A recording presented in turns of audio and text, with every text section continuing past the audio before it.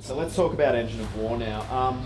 He obviously came over from New Zealand. Just talk about his inception story when you first got him, what you liked about him, and how he's now improved 3 months down the line since being over from New Zealand. Yeah, well, Engine of War was a Karaka graduate. Just look up the sponsors there. So he came onto our radar initially after a very impressive jump out.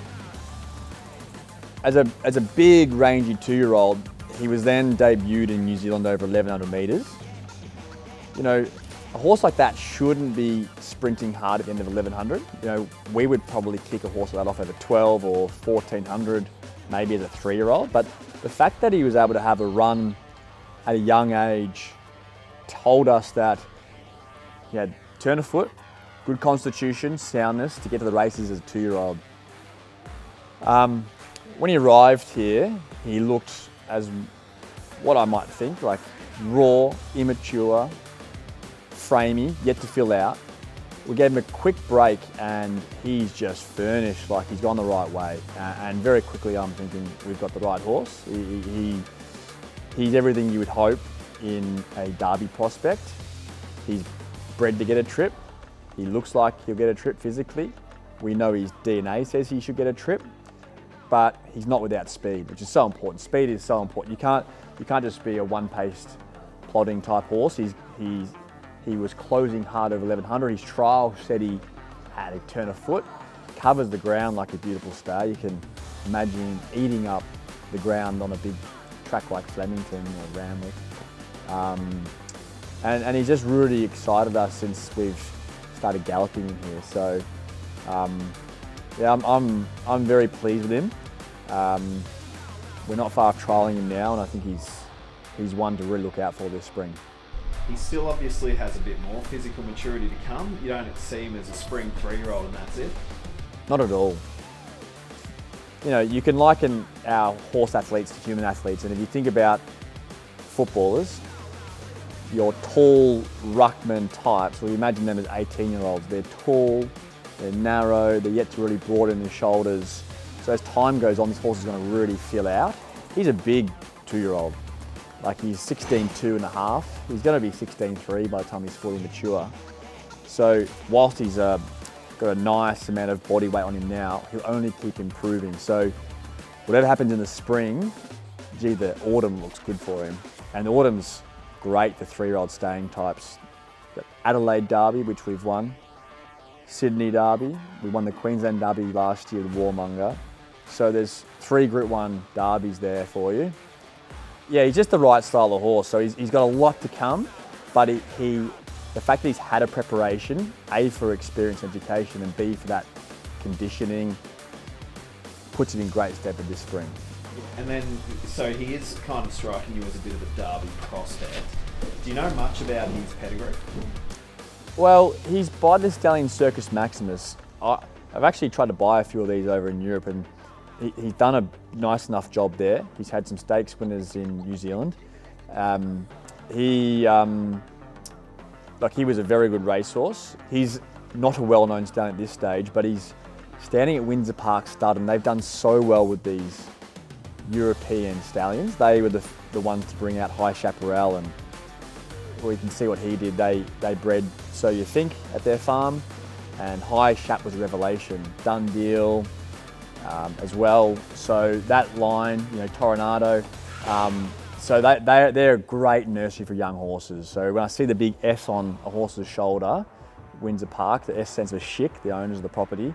You know, I see, you know, soundness and toughness, and that's what he looks like to me. So, look, when we buy these New Zealand types, yes, I like his pedigree, but we bought form and we bought physique and potential. So, yeah, no, very excited by him. Just on form, obviously there's been some horses, Spandito, Belzoni and Country Salon, who all came out of his debut run, where he was arguably the best horse in that race, and have came out and won races since. That must fill you with confidence. Yeah, exactly right. You know, we had to make a decision to buy the horse off that run.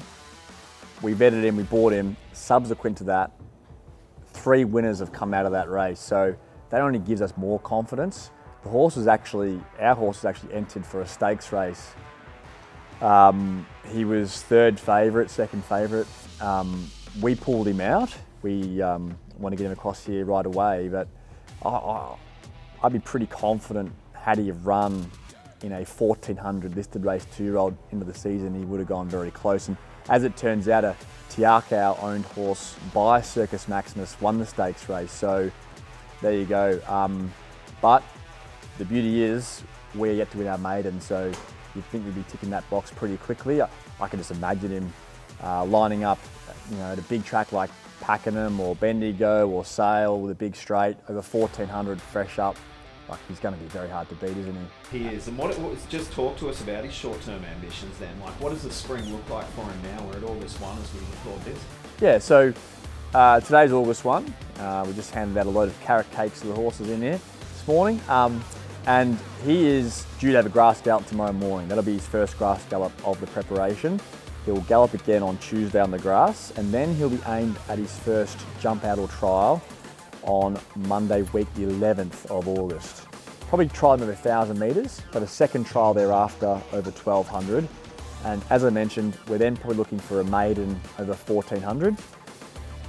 We then will need to just be guided by how the horse is doing and what the program looks like. So we'll be guided by, how much time is in between races, but working backwards from a race like the VRC Derby in late October, you would be trying, these horses need to run in those Derby lead-ups. So there's two main ones and maybe a third one. The main ones are the Caulfield Classic, which is on Caulfield Cup Day.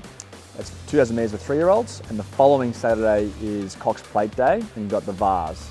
Before my time, Mick trained Tarzino to win the Vars and back up 7 days later and win the Derby. It's a proven formula. A lot of horses have done that.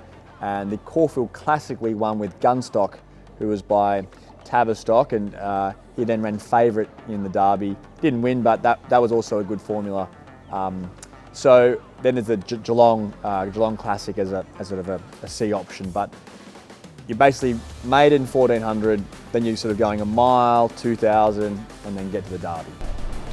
Before he came into work, he spent some time at Kingshaven, which is your guys' new setup where you fundamentally re-educate and just train horses in a more unique way. Can you tell us a little bit about that?